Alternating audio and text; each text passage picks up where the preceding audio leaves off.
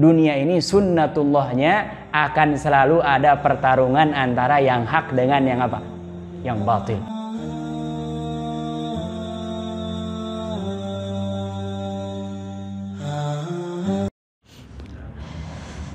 Bismillahirrahmanirrahim. Assalamualaikum warahmatullahi wabarakatuh.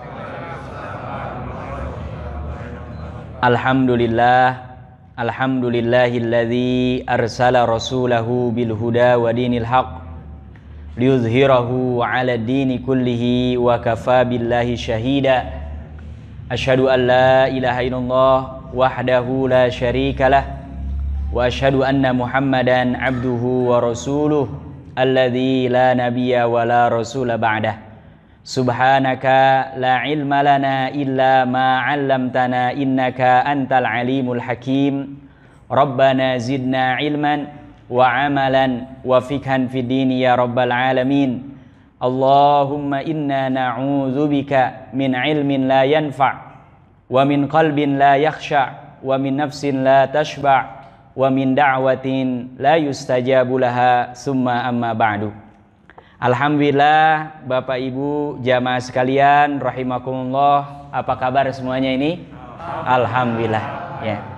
Alhamdulillah kita bersyukur kepada Allah Subhanahu wa taala, semua kita yang hadir di sini insyaallah dalam kondisi sehat walafiat sebagai seorang muslim, sebagai seorang mukmin, dan insyaallah syarat-syarat kebahagiaan itu ada semua pada kita. Siapa, kata Imam Syafi'i, yang bangun tidur punya jatah makan hari ini, ya kan, badannya sehat, maka sesungguhnya dia sudah memiliki dunia dengan segala isinya. Tinggal kita qanaah apa tidak, ya. Makanya kita selalu ucapkan alhamdulillahirabbil alamin. Shalawat dan salam selalu kita bacakan, sampaikan kepada uswah qudwah kita Nabi Muhammad sallallahu alaihi wasallam, yang kita sampai hari ini mudah-mudahan berdoa kepada Allah Subhanahu wa taala bisa terus kokoh istiqomah mengikuti ajaran beliau, risalah beliau, dan mudah-mudahan di dunia Allah berikan kesempatan kita minimal hadir dalam mimpi. Ya, kita malu dengan Anas bin Malik setiap malam, bayangkan. Setiap malam selalu mimpi berjumpa dengan siapa? Rasulullah Shallallahu Alaihi Wasallam. Ya, mungkin nih yang tadi malam menonton Maroko ada yang ngigau nggak Maroko itu? Itu Anas tuh. Anas itu dekatnya dengan Rasulullah sampai ngigaunya mimpinya tiap malam bersama dengan siapa? Rasulullah. Nah ini kita kalau belum berarti belum. Ya, banyak ingatan-ingatan lain yang lebih kuat diingat daripada Rasulullah Shallallahu Alaihi Wasallam. Makanya perbanyak baca sholawat, perbanyak mengamalkan sunnah beliau. Mudah-mudahan kita nanti mendapatkan syafaat di hari kiamat. Amin ya rabbal alamin. Pada malam hari ini kita akan membahas salah seorang sahabat di antara sahabat-sahabat Rasulullah Shallallahu Alaihi Wasallam yang mulia. Namanya adalah Hamzah bin Abdul Muttalib. Nah, siapa namanya? Hamzah. Ya. Nanti kalau ada yang namanya Hamzah tulisan Arabnya pakai H. Ya, saya khawatir nanti ada yang masuk kampus yang ngajarnya orang Arab kalau pakai H besar ketawa dia. Karena kalau Hamzah artinya huruf tuh, ya kan? Tapi kalau nama orang pakai apa? Hamzah, halus, ya, H kecil orang kita nyebutnya. Ya, Hamzah bin Abdul Muttalib, dan ini adalah salah seorang di antara paman Rasulullah Sallallahu Alaihi Wasallam. Apa gelarnya? Asadullah, singanya Allah. Kita tahu yang namanya singa, ya, dalam dunia binatang disebutnya sebagai apa? Raja hutan. Ya, nanti kita akan lihat bagaimana subhanallah ini seorang Hamzah, sahabat yang mulia, ternyata memang keberadaannya di sisi Rasulullah Shallallahu Alaihi Wasallam dan para sahabat seperti si singa. Ya, makanya gelarnya Asadullah wa asadu Rasulillahi Sallallahu Alaihi Wasallam, dan singanya juga Rasulullah Sallallahu Alaihi Wasallam. Bapak Ibu jamaah sekalian yang dirahmati Allah Subhanahu Wa Taala, ada kemuliaan yang dimiliki oleh Hamzah ini yang tidak dimiliki sahabat lain. Ya, yang pertama, beliau adalah pamannya Rasulullah Shallallahu Alaihi Wasallam. Jadi bapaknya Rasulullah dengan Hamzah ini adik kakak. Hanya umurnya dengan Rasulullah Shallallahu Alaihi Wasallam tuanya hanya hitungan hari, minggu atau bulan. Nggak disebutkan memang berapa. Ya. Jadi ketika Rasulullah Shallallahu Alaihi Wasallam menerima wahyu, umurnya 40 tahun. Nah ini Hamzah ini kurang lebih 40 tahun sekian, tapi nggak sampai lebihnya satu tahun. Makanya selain beliau pamannya Rasulullah Shallallahu Alaihi Wasallam, ada keutamaan yang tidak dimiliki sahabat lain. Akhun lahu minar rodho'ah, saudara dari persusuan. Jadi nyusu kepada seorang perempuan yang sama dengan perempuan yang menyusui siapa? Rasulullah. Ya, dan ini akan sangat jarang ditemukan di antara sahabat-sahabat Rasulullah Shallallahu Alaihi Wasallam. Siapa yang menyusuinya? Namanya Ibu Suwaibah. Ini adalah budak perempuan Abu Jahal. Mungkin kita ada yang nanya, bukannya Abu Jahal musuh, benci kepada siapa? Rasulullah. Ini kisahnya memang jauh sebelum Rasulullah Shallallahu Alaihi Wasallam diutus. Rasulullah disayang, Rasulullah dihormati, bahkan mendekati umur 40 tahun ini Rasulullah Shallallahu Alaihi Wasallam digelari dengan Al-Amin. Ya, adapun nanti jadi benci bukan karena orangnya, tapi karena memang Rasulullah Shallallahu Alaihi Wasallam mengajak ke jalan yang diridhoi oleh siapa? Allah Subhanahu Wa Taala, yaitu membawa risalah al-Islam. Nah, keislamannya ketika Rasulullah Shallallahu Alaihi Wasallam usia 40 tahun mendapatkan wahyu dari Allah Subhanahu Wa Taala, ayat yang pertama kali turun 5 ayat pertama dari surah Al-Alaq, ya Iqra. Nah, nama surahnya kita bisa sebut Iqra, bisa sebut Al-Alaq, ya. Nah, 5 ayat pertama turun, kemudian setelah itu Rasulullah Shallallahu Alaihi Wasallam turun beberapa ayat, ya. Di antaranya wa anzir ashiratakal aqrabin. Wahai Rasulullah Shallallahu Alaihi Wasallam, wahai Muhammad, berikan peringatan kepada saudaramu yang paling dekat. Makanya Rasulullah kumpulkan saudara-saudaranya, paman-pamannya, dan beliau naik ke atas bukit Sofa. Ya, sehingga terjadilah apa yang disampaikan oleh Abu Lahab yang mengatakan Tabban laka ya Muhammad, celaka engkau wahai Muhammad, masa kami semua keluarga ini dikumpulkan hanya untuk mendengarkan ucapanmu yang seperti ini. Turunlah justru Allah Subhanahu Wa Taala menyebutkan tabbat yada abi lahabiu wa tab, Abu Lahab, ya, yang celaka. Nah, ini ketika disampaikan ini, Hamzah ini masih belum terketuk sama sekali. Ya, makanya ini hidayah, walaupun orang tua kita kiai, ustadz, anaknya belum tentu. Ya, belum tentu kalau memang tidak tersentuh dengan Bayangkan ini satu susuan dengan Rasulullah. Masih pamannya Rasulullah Shallallahu Alaihi Wasallam. Ketika Rasulullah menyampaikan, bahkan tidak sedikit malah paman-pamannya bukan hanya menolak, tapi menjadi musuh Rasulullah. Ya, makanya kita senantiasa berdoa kepada Allah Subhanahu Wa Taala, yang namanya iman nggak bisa diwariskan, ya, harus dididik, dihantarkan ke lembaga orang yang bisa menjadi wasilah sampainya hidayah Allah Subhanahu Wa Taala. Makanya ada ungkapan orang Arab yang namanya singa, bapaknya belum tentu melahirkan anaknya singa. Coba bapak, ya, nanti kalau yang punya singa taruh tiap hari samping rumah, itu bakal jadi kucing, ya, bakal jadi kucing. Kenapa? Dia singa buas itu karena memang hidupnya di mana? Di hutan. Dan di hutan itu yang berlaku hukumnya yang kuat dia akan bertahan, yang lemah pasti akan makanya dia berusaha, ya. Subhanallah, belum tersentuh sampai ada satu peristiwa, ya. Ini sekarang ada gerakan besar namanya Islamophobia. Menjelek-jelekan Islam. Islam digambarkan tidak sesuai dengan gambaran yang sesungguhnya. Ini yang ada di negara barat umumnya gitu. ya. Tapi kita harus yakin semakin dijelek-jelekan Islam justru malah akan semakin membuat orang apa? Penasaran. Ya, termasuk peristiwa Qatar kemarin. Subhanallah. Orang masuk Islam hanya gara-gara lihat tulisan. Jadi Qatar ini sebelum mengadakan pertandingan dia bikin slogan-slogan. Diambil dari ayat, diambil dari hadis, diambil dari ungkapan para ulama. Orang baca, lah ini kami paham Islam itu orang yang tiap hari kepalanya nempel ke tanah atau ke lantai, nggak ada kerjaan katanya.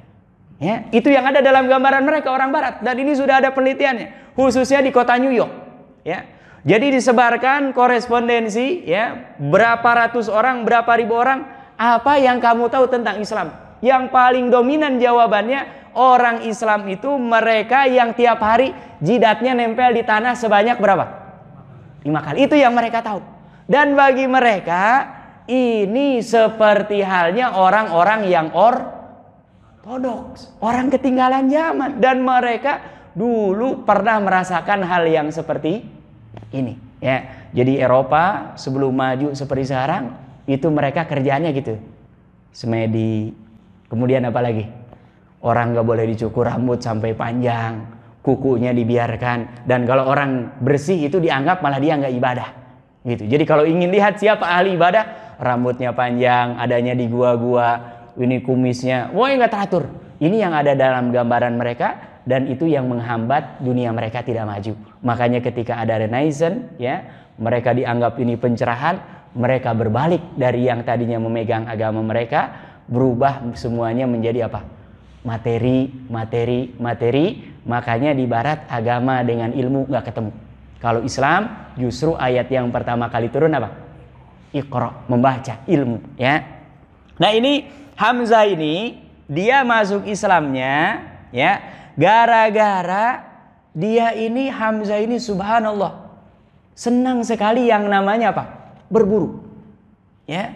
Jadi sesibuk apapun orang Mekah, dia karena memang tokoh kemudian orang terpandang, dia senang dengan yang namanya berburu. Dan yang namanya berburu, ya kan? Perginya ke tempat-tempat yang jauh, padang pasir, ya. Kemudian ke tempat-tempat yang jauh dari perkampungan. Pulang dari dia berburu, didatangi oleh salah seorang Maulatuli Abdillah bin Jad'an, ya, salah seorang budak perempuan daripada Abdullah bin Jad'an, dan mengatakan kepada Hamzah ini, lau annaka ya Aba Amarah, seandainya engkau Hamzah, ya, dan sebutannya apa? Abu Amarah, sami'ta ma sami'tuhu, mendengar apa yang saya dengar, min sibabi abil hakam libni akhika Muhammad, daripada cacian yang dilontarkan oleh Abul Hakam. Abul Hakam ini maksudnya siapa? Abu Jahal, ya, Abu Jahal yang mencaci luar biasa Rasulullah sallallahu alaihi wasallam di hadapan umum. Kata pembantunya ini, kalaulah engkau mendengar cacian itu kira-kira responnya gimana? Ya, bukan hanya mencaci saja, tapi kata ini budak yang perempuan ini, wa ra'aita ma ra'aitu min hajmatihi ali, dan bagaimana kebencian bahkan perilaku yang tidak senonoh yang dilakukan oleh siapa? Abu Jahal. Karena Rasulullah SAW pernah sholat berdoa di depan Ka'bah, kemudian tiba-tiba lehernya ditarik pakai apa? Sorban.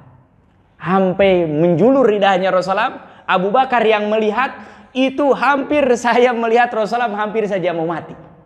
Ya, kalau memang bukan izin Allah Subhanahu wa Ta'ala. Coba kita dicekekin. Subhanallah. Makanya ini ketika mendengar ini, padahal dia bukan muslim, tiba-tiba dia darahnya naik. Ya, sebagai fitrahnya manusia nggak menerima. Maksudnya Hamzah ini kalau umpamanya Abu Jahal ini nggak mau menerima, ya nggak usah. Tapi ini sudah nggak mau menerima, mencela-cela Rasulullah, menyiksa Rasulullah. Ini yang tidak sejalan dengan pemikiran siapa? Hamzah. Akhirnya dia marah besar.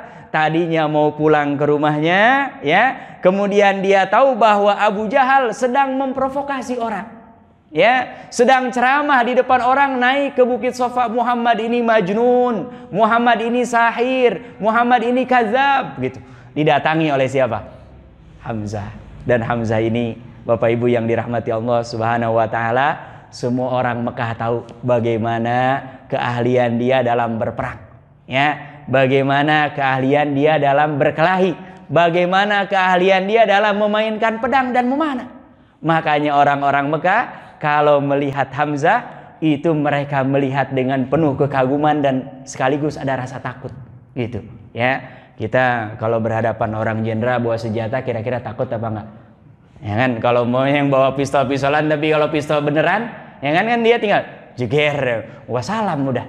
Ya, ini juga mereka takut, ya. Nah, ketika sedang ini, itu Abu Jahal sedang di atas bukit Sofa, tiba-tiba dikemplang pakai pedang, ya, sampai kepalanya ini berdarah. Subhanallah, berdarah dan mengalir darahnya. Itu orang-orang yang ada di sekitar, mereka berdiri ingin membalas siapa? Hamzah ini. Tiba-tiba Abu Jahal mengatakan, mengatakan kepada siapa? Biarkan. Karena memang mungkin dia balas dendam karena saya sudah mencela anak saudaranya. Maksudnya siapa? Yaitu Nabi Muhammad SAW. Jadi kadang-kadang orang sejahat apapun, kalau sedang balik fitrahnya, dia mengakui kesalahannya. Ya kan? Padahal kan yang mencela-cela dia, yang menyiksa dia. Tapi ketika ada orang membalas, dia juga yang apa? Sadar. Kalau mungkin bahasa kita sederhana, kenapa nggak masuk Islam aja sekalian? Nah, inilah mahalnya apa? Hidayah. Ya, inilah mahalnya hidayah. Maka jangan kita malah berpaling dari hidayah Allah Subhanahu wa taala. Ya. Kemudian apa yang terjadi? Subhanallah, ya, ini yang terjadi pada Hamzah dan ini yang saya yakin-yakinnya. Bapak, ibu-ibu, kalau ada samping kanan kiri kita, apalagi non muslim menjelek-jelekan Islam, gak usah dibalas, gak usah. Apalagi pakai teori gak usah. Ya, cukup kita diam, kemudian kita koreksi, kita sudah mengamalkan Islam belum? Kalau belum berarti justru jangan biang keroknya kita. Gitu. Jadi Islam ini indah, bagus, sempurna, luar biasa. Tapi karena mereka tidak tahu Islam, yang dilihat siapa? Orang muslim. Gitu. Tapi kalau kita ingin merubah orang ini supaya persepsinya berubah apa? Rubah perilaku kita. Rubah akhlak kita. Itu dengan sendirinya maka pandangan mereka tentang Islam pun akan apa? Berubah. Subhanallah, tiba-tiba ketika kejadian ini, ya, langsung a'lana islamahu ala ru'usil ashhad, ya, tiba-tiba Hamzah nggak ada angin, nggak ada hujan, tiba-tiba mengucapkan 2 kalimat syahadat di hadapan siapa? Orang-orang Quraisy yang ada di situ. Subhanallah. Dan ini yang terjadi, Bapak Ibu yang dirahmati Allah. Coba klik beberapa itu. Orang di Qatar hanya dikasih makanan. Ya, saya yakin di Eropa itu mereka banyak yang ngasih makan. Tapi karena selama ini mereka mempersepsikan orang muslim itu semuanya teroris. Kata mereka, lah, masa teroris ngasih makan? Masa teroris malah dikasih minum? Jadi pemerintahan Qatar termasuk masyarakatnya. Subhanallah. Bahkan saya ada yang lucu. Perempuan orang barat itu mereka diminta, mau nggak pakai jilbab? Mau nggak pakai jilbab? Dia bukan suruh masuk Islam. Kamu mau lihat gak muka kamu gimana kalau pakai jilbab? Kemudian suruh selfie gitu. Subhanallah, mereka berubah. Ini yang kami tahu dulu, muslim ini teroris, muslim ini menakutkan, muslim ini haus apa? Darah. Ternyata kok mereka santun-santun. Ternyata mereka juga orangnya apa? Baik-baik, bahkan lebih baik daripada orang-orang yang mereka sebelumnya anggap apa? Baik. Subhanallah, ya. Makanya ini indahnya akhlak, ya, dalam Islam harus kita pegang teguh. Mau orang mencela kita, mau orang menertawakan kita, selama kita berpegang teguh kepada ajaran Islam, yakin itulah adalah jalan yang terbaik, ya. Masuk dia ke dalam agama Islam, subhanallah, ya. Dan ini orang-orang Mekah yang belum masuk Islam tambah marah. Tambah apa? Marah. Termasuk Abu Jahal, termasuk Abu Lahab, termasuk pembesar-besar, tambah marah. Tapi justru yang merasa bahagia luar biasa siapa? Rasulullah SAW dengan siapa? kaum muslimin, para sahabat. Kenapa? Karena semenjak masuk Islamnya Hamzah dan ini berdekatan dengan masuk Islamnya Umar bin Khattab, itu umat Islam, sahabat-sahabat Rasulullah Shallallahu Alaihi Wasallam, mereka baru bisa merasakan sholat secara terang-terangan di tempat yang terbuka. Jadi sebelumnya mereka kalau mau sholat masuk ke lorong-lorong, masuk ke tempat-tempat tersembunyi. Ini setelah Islamnya Hamzah, justru kaum muslimin ya, mereka bisa melaksanakan sholat secara terang-terangan, bahkan bisa melaksanakan sholat dan tawaf langsung di mana? Depan Ka'bah. Ya, bagaimana caranya? Itu setiap kali Rasulullah SAW dengan para sahabat mau sholat, di depannya Hamzah, belakangnya Umar. Di depannya Hamzah, belakangnya Umar. Atau dibalik, Umar di depan, Hamzah di belakang. Orang-orang Quraisy yang mereka sudah marah, ya, naik pitam. Begitu melihat dua orang ini, mikir-mikir. Ya kan, singa lawan singa kan berantemnya seru. Dan mereka memperhitungkan ini kalau nggak menang kita pasti apa? Kalah. Dan kalau kalah, ya, kalau kalah di kandang kan malu, ya kan? Makanya rata-rata yang namanya jadi tuan rumah ujung-ujungnya ingin selalu apa? Kalau bisa menang. Kenapa? Malu kalau kalah di kandang. Subhanallah, ini mereka mau melawan, takut. Nggak dilawan juga apa? Mereka juga sudah kadung marah. Subhanallah. Makanya ya, di sini dipersaksikan oleh para sahabat Rasulullah Sallallahu Alaihi Wasallam, ya, selalu dikawal Rasulullah dengan para sahabat. Fatafa bil baiti sab'an. Bahkan ini dalam sejarah umat Islam, dari mulai diutusnya Rasulullah Sallallahu Alaihi Wasallam, baru pertama bisa melaksanakan tawaf secara sempurna 7 kali putaran. Sebelumnya sudah pernah dicoba tapi nggak pernah sempurna. Karena apa? Selalu datang apa? Gangguan. Ya, apa saja mereka lakukan, yang penting ingin menghalang-halangi Rasulullah Shallallahu Alaihi Wasallam supaya agamanya, ajarannya tidak apa? Tersebar. Ya, jadi ini. Kemudian bukan hanya tawaf saja, wa shalla zuhra indahu aminan mutmainna. Bahkan ini baru pertama kali dicatat dalam sejarah Rasulullah Shallallahu Alaihi Wasallam bisa melaksanakan sholat zuhur. Sholat zuhur terang apa gelap?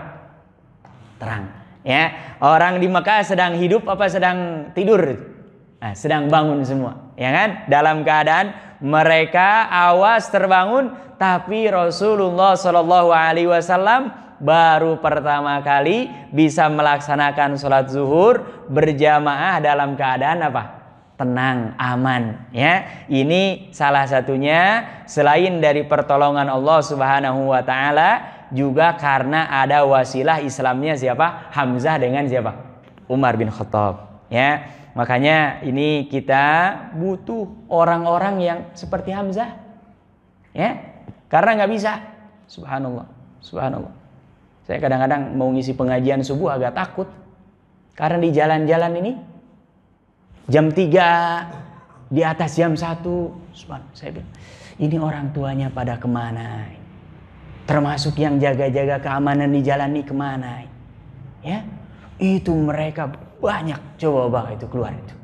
Ya, karena kadang-kadang kita kalau ngisi subuh, apalagi sarang subuhnya jam 4, harus jam 3 itu. Kalau daerahnya yang jauh.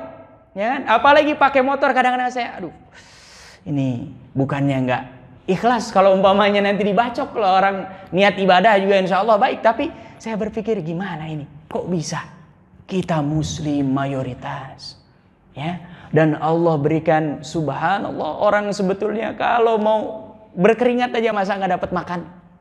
Tapi kalau ada orang-orang yang bikin onar ini, kenapa ini? Pasti ada penyakit. Penyakitnya apa? Yang sudah pasti mereka jauh daripada ajaran Islam. Ya, karena kalaupun mereka muslim, minimal dari namanya muslim itu akan merasa orang lain yang ada di sekitarnya selamat, aman. Ya, Allah, subhanallah. Ini mudah-mudahan Allah jaga hampir sini.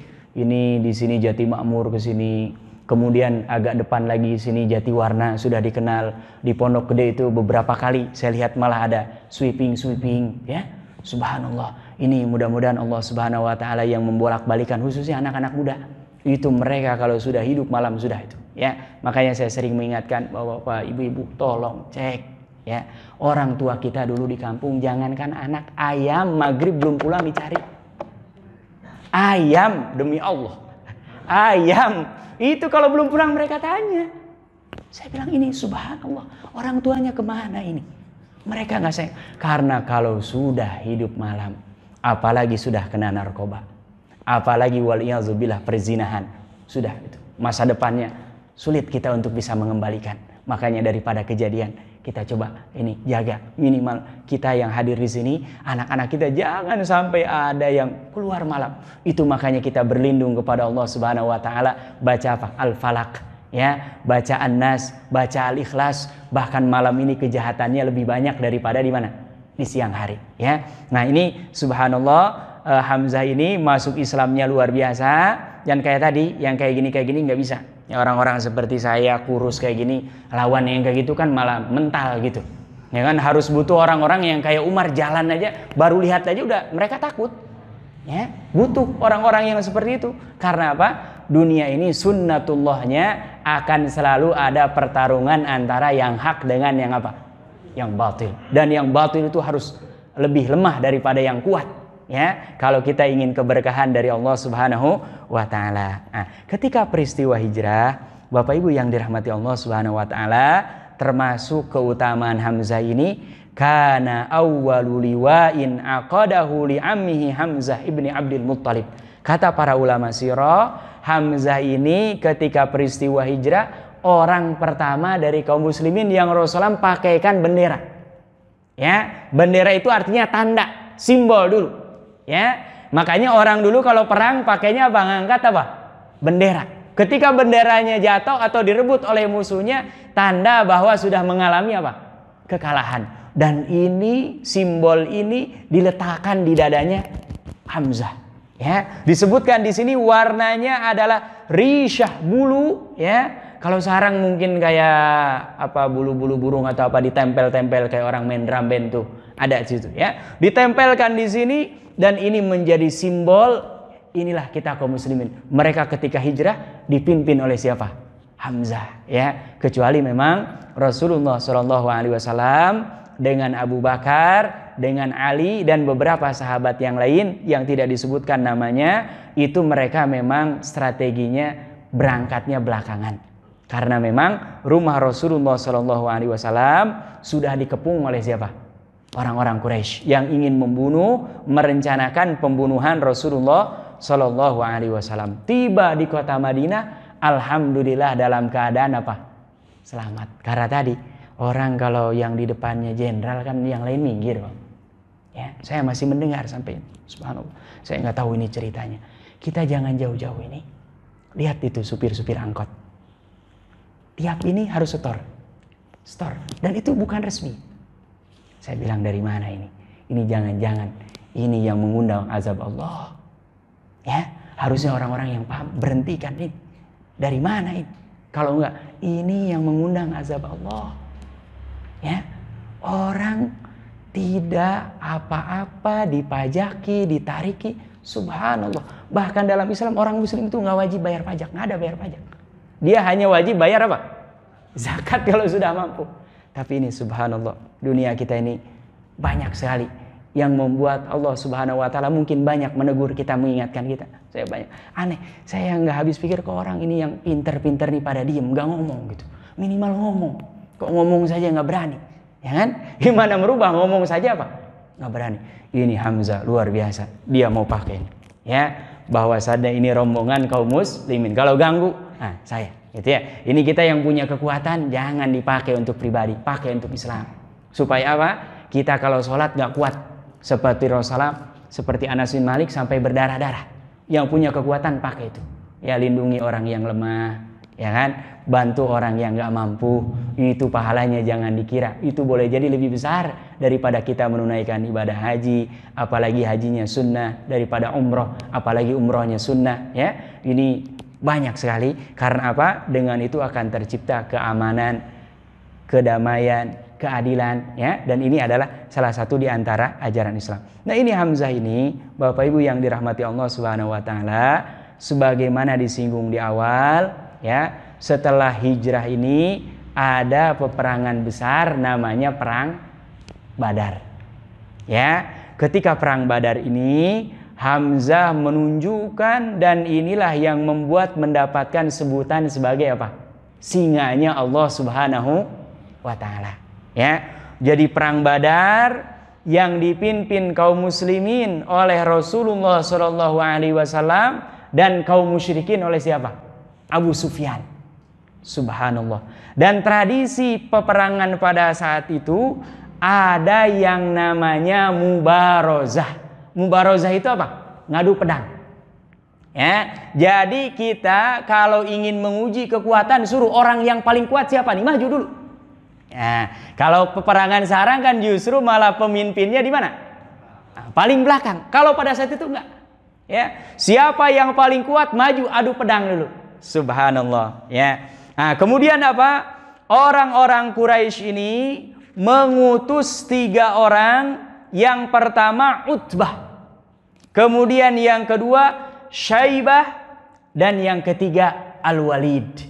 Ya, kemudian dimajukan oleh Rasulullah Shallallahu Alaihi Wasallam 3 orang sahabat dari kalangan Ansor, asli orang Madinah. Apa kata mereka? Meledek. Masa kita dihadapkan dengan orang-orang Ansor? Ya, tolong kirim nih yang satu nasab, satu level dengan kita supaya tarung adu ketangkasan main pedang. Subhanallah. Akhirnya kata Rasulullah Shallallahu Alaihi Wasallam dipanggil. Kum ya Ubaidah bin Al-Haris. Mana Ubaidah bin Haris? Berdiri, maju. Nah, kira-kira kalau kita nggak berani, Rasulullah jangan saya, dia duluan gitu kan. Tapi kalau ini malah apa? Maju, siap. Karena apa? Para sahabat dulu kalau dengar perintah Allah Subhanahu wa taala dan Rasulnya, mereka selalu mengatakan apa? Sami'na wa ata'na. Ya, padahal yang namanya mubarozah ini besar kemungkinan akan kena hunusan apa? Pedang. Tapi ini perintah Rasulullah, maju.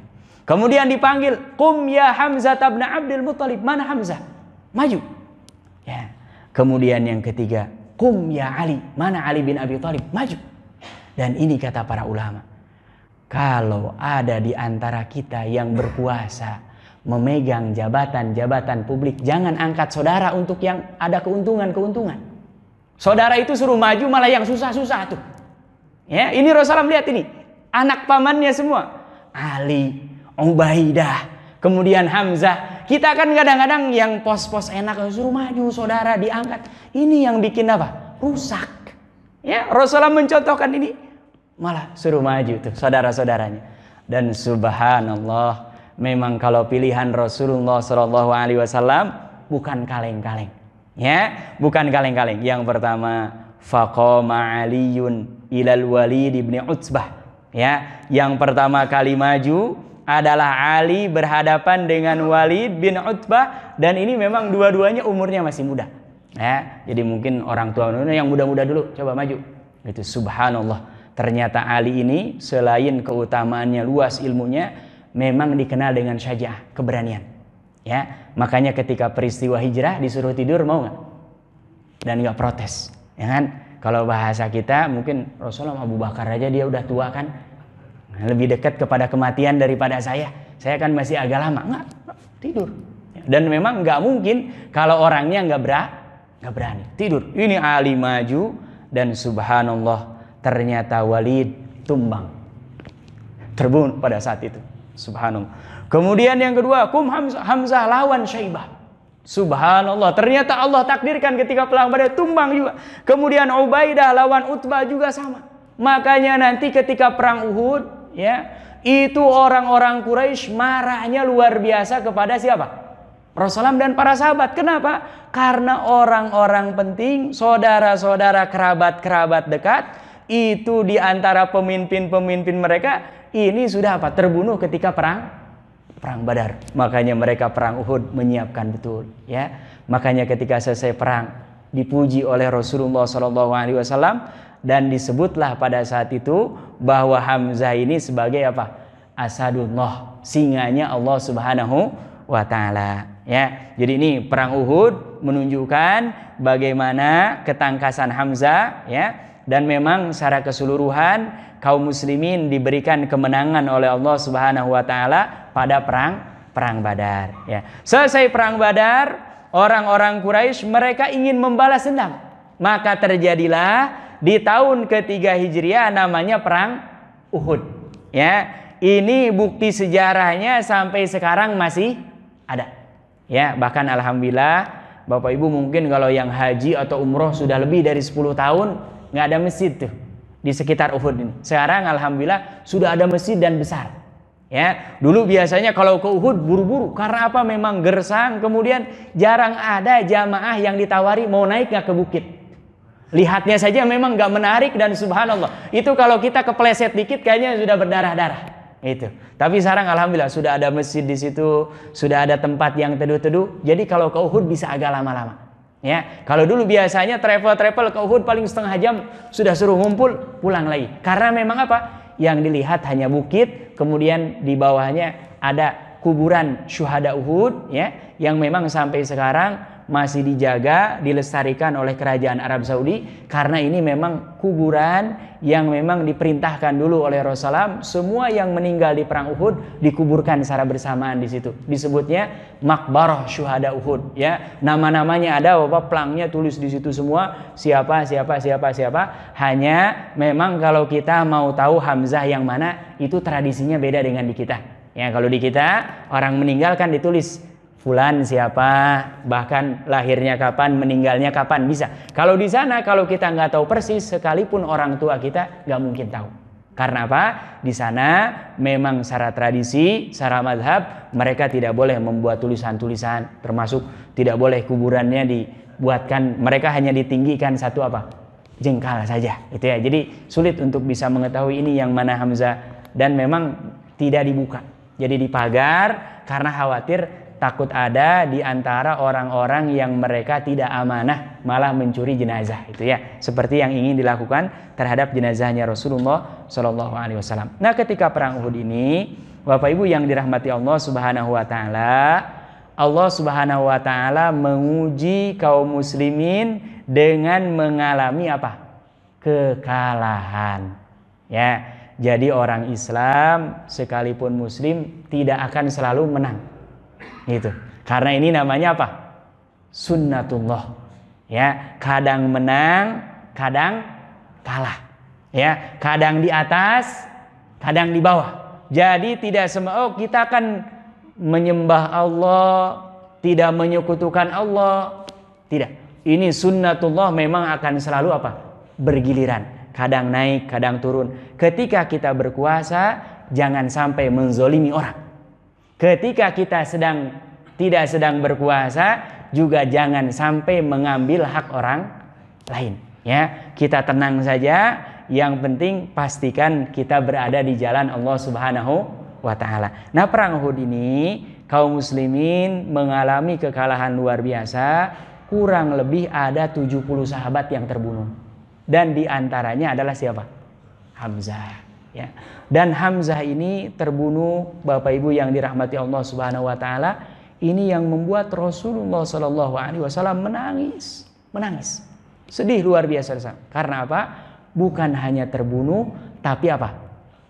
Dimutilasi. Ya, jadi yang membunuh Hamzah ini namanya adalah Wahsy, walaupun dia nanti masuk Islam. Insya Allah kalau Allah berikan panjang umur kita bahas pertemuan setelahnya. Ya, jadi Wahsy ini yang membunuh Hamzah dan dia nanti mendapatkan hidayah dan dia taubat. Ya, dan pada peperangan lain dia ingin membalas. Karena dulu saya masih kafir, membunuh orang terbaik, maka dia nanti akan ingin menebus dosanya dengan dia banyak berjuang di jalan Allah Subhanahu wa Ta'ala. Tapi yang mencincang dan memutilasi Hamzah ini adalah ummahat an-nisa, ibu-ibu. Ya. Jadi orang Quraisy ini mereka supaya bapak-bapaknya semangat perang, ibu-ibunya dari belakang. Ya, makanya sekarang ada yang namanya apa? The power of emak-emak. Gitu. Dan ini memang nggak terbendung. Ini hasil penelitian, ini nggak terbendung memang. Ya, kalau ibu-ibu sudah berbicara, stop itu. Ya, jangankan orang biasa, menteri aja diem. Ya kan? Karena apa? Biasanya perempuan kalau sudah berbicara, bicaranya dari apa? Hati, itu. Ya bukan main logika. Kalau laki-laki lebih banyak apa? Kalau perempuan hatinya, perasaan yang berbicara.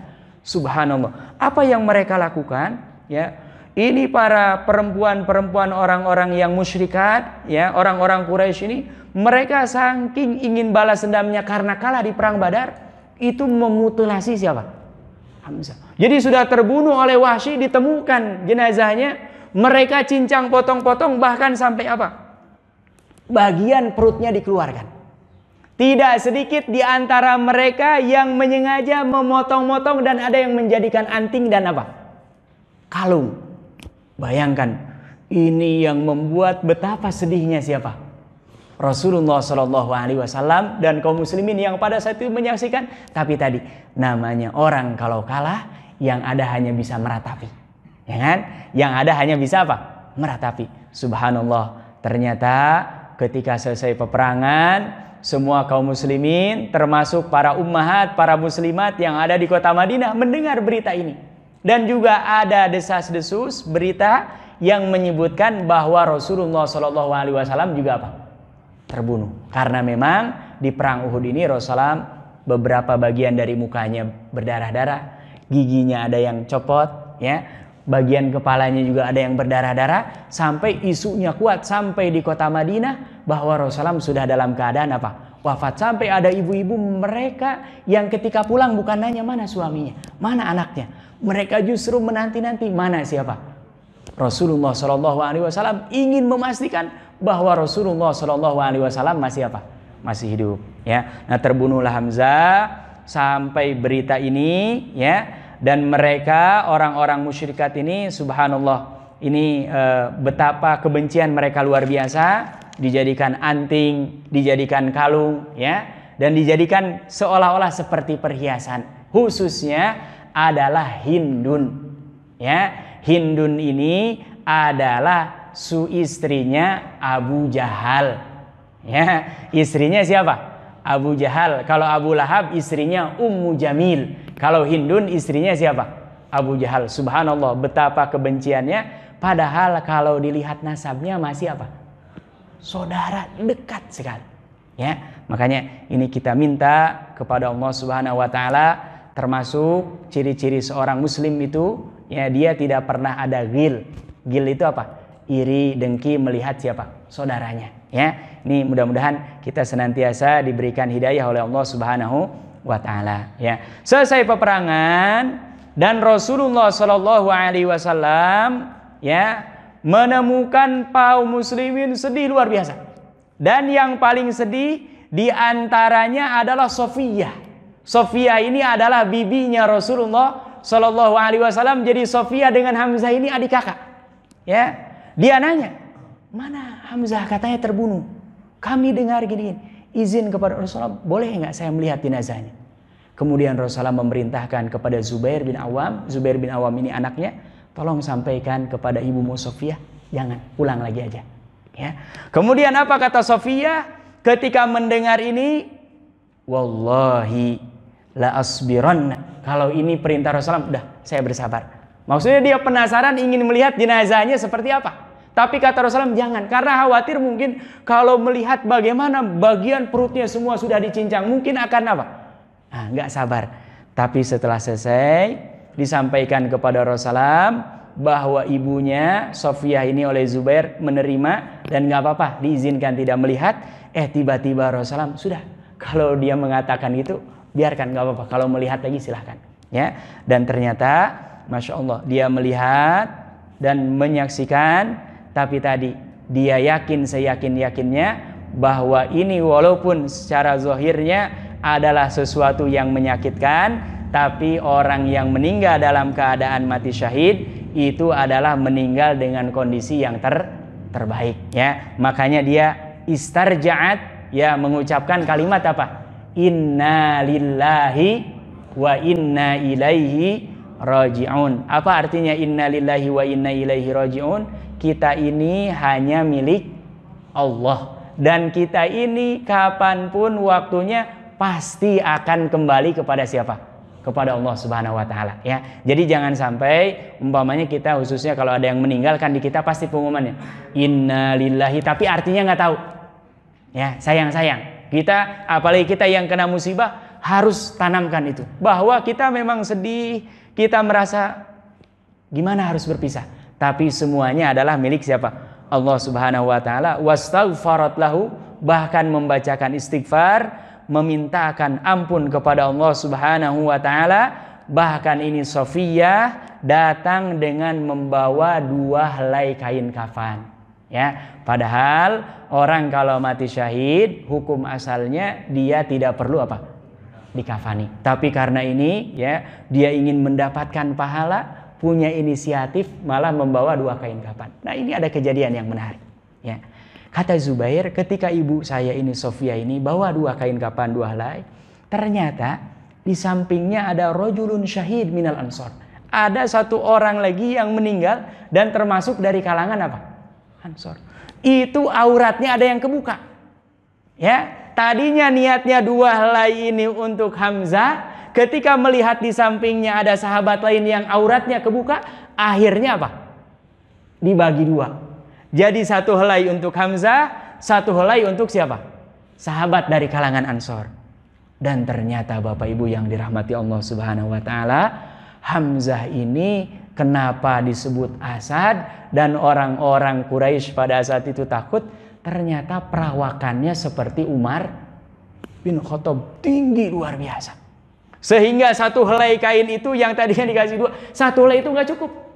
Sampai-sampai kata para sahabat dan termasuk ini Zubair yang langsung memakaikan, ya, wa kana Hamzatu rajulan tuwalan. Hamzah itu orangnya tinggi, ya, badannya besar. Fa idza satara saubu ra'sahu badat rijlah. Kalau kainnya ditarik nutup bagian kepalanya, bagian bawahnya apa? Nggak ketutup, kelihatan, ya. Kalau ditarik ke bawah, bagian atasnya apa? Kebuka. Kemudian diadukan kepada Rasulullah. Rasulullah bagaimana? Ya, apa kata Rasulullah? Ghattu ra'sahu bisaub. Kalau tidak cukup kata Rasulullah, tutup bagian mukanya saja pakai kain kafan. Waj'alu ala rijlaihi ba'dan min waraqi syajar. Kalau memang tidak ada kain lagi, tutup bagian kakinya dengan apa? Daun-daun pepohonan. Ya, jadi kalau kita umpamanya nanti ada yang meninggal, nggak ada kain kafan, boleh ditutup dengan apapun, ya, termasuk ini dengan apa? Waraqus syajar. Tapi alhamdulillah belum pernah saya mendengar ada orang meninggal nggak kebeli kain kafan. Karena di kita rata-rata bahkan DKM, yayasan, kalau kain kafan insya Allah selalu apa? Tersedia, ya. Tapi ini para sahabat, mereka orang yang mulia, mereka keimanannya, keislamannya, bahkan meninggal dalam keadaan syahid, kain kafan saja masih apa? Kurang, ya. Nah, kita khawatir nanti kain kafannya berlebih tapi bekalnya yang kurang. Ini yang agak khawatir, harus khawatir, ya. Karena apa? Kalau kain kafan dia akan hancur, tapi kalau amal bisa balik lagi apa enggak? Enggak mungkin bisa balik lagi. Dan nanti yang melindungi kita di alam kubur itu bukan kehangatan kain kafan itu hanya syariat saja. Tapi yang akan melindungi kita apa? Amal dan perbuatan kita, ya. Makanya kita selalu diingatkan kalau ada yang meninggal, kata Rasulullah, yang mengantarkan kita itu 3. Ya, keluarga kita, harta kita, amal kita. Yang 2 pulang. Gak mungkin kita yang nyicil beli mobilnya masuk, nggak ada. Atau kita yang membesarkan bahkan bersama dengan istri, anak-anak kita. Saking cintanya ada istri yang mau ikut ke kuburan. Gak mungkin ada. Atau anak kita, seberapapun kasih sayang kita, gak mungkin ada yang mau ikut kemana? Ke kuburan. Yang akan menemani kita itu adalah siapa? Amal. Ya, makanya pastikan kapanpun, dimanapun kita niatkan, kita senantiasa beramal, beribadah kepada Allah Subhanahu wa ta'ala, yang mudah-mudahan ini nanti bisa menyelamatkan kita, menemani kita di alam kubur, dan sampai kita dimasukkan ke dalam surganya Allah Subhanahu wa ta'ala, ya. Dan ini kesedihan luar biasa, sudah meninggal dalam keadaan syahid, kemudian meninggalnya dalam keadaan dimutilasi, makanya bertambahlah kesedihan Rasulullah Shallallahu Alaihi Wasallam ketika dikuburkan. Kata Rasulullah, kuburkan jamaatin. Karena ini jumlahnya banyak. Kemudian yang kedua, peristiwanya habis perang. Kalau habis perang capek apa enggak? Capek. Ya, jangan habis perang. Coba nanti selesai umroh, tawaf 7 kali. Kemudian sa'i antara Safa dengan Marwa 7 kali. Itu kaki kita pegel-pegel luar biasa. Bayangkan ini sahabat naik turun ke atas bukit Uhud. Ya, dan dalam keadaan, bukan dalam keadaan tenang. Kalau kita tawaf kan dalam keadaan apa? Tenang. Ini berhadap-hadapan dengan musuh. Subhanallah, betapa capeknya luar biasa. Maka Rasulullah sudah kuburkan jamaatin. Dan kalau ada di antara mereka nggak dapat liang lahat, dahulukan yang paling banyak hafalan Al-Qur'annya. Ya, makanya ini nanti kalau ada umpamanya bencana, ada orang berapa? 5 misalkan. Ya, harus diabsen dulu. Siapa yang paling banyak hafalan Al-Qur'annya? Dia yang paling nempel ke bawah. Nah, terus gitu. Dan ini yang dicontohkan oleh Rasulullah ketika perang Uhud ini. Rasulullah berpesan kuburkan secara berjamaah, tapi aturannya kata Rasulullah yang paling banyak hafalan Al-Qur'annya, pemahaman Al-Qur'annya, maka dia yang paling nempel kemana? Ke tanah. Sisanya yang lain ke atas, gitu ya. Nah, ini mudah-mudahan kita dengan membaca sirah tentang Hamzah ini semakin mendekatkan kita kepada Allah Subhanahu wa taala, dan kita semakin malu kepada Allah Subhanahu wa taala kalau umpamanya kita yang bukan sahabat tapi masih berleha-leha dalam beramal, ya. Kita sampai kapanpun terus kita berusaha beramal, bertaqarrub, beribadah kepada Allah Subhanahu wa taala. Mudah-mudahan nanti pada waktunya kita diwafatkan dalam keadaan husnul khatimah, istiqomah di jalan yang diridhai Allah Subhanahu wa taala, dan kita berdoa mudah-mudahan nanti dikumpulkan di surganya Allah Subhanahu wa taala. Amin ya rabbal alamin. Wallahu taala a'la wa alam. Subhanakallahumma wa bihamdika asyhadu an la ilaha illa anta astaghfiruka wa atubu ilaik. Wassalamualaikum warahmatullahi taala wabarakatuh. Alhamdulillah.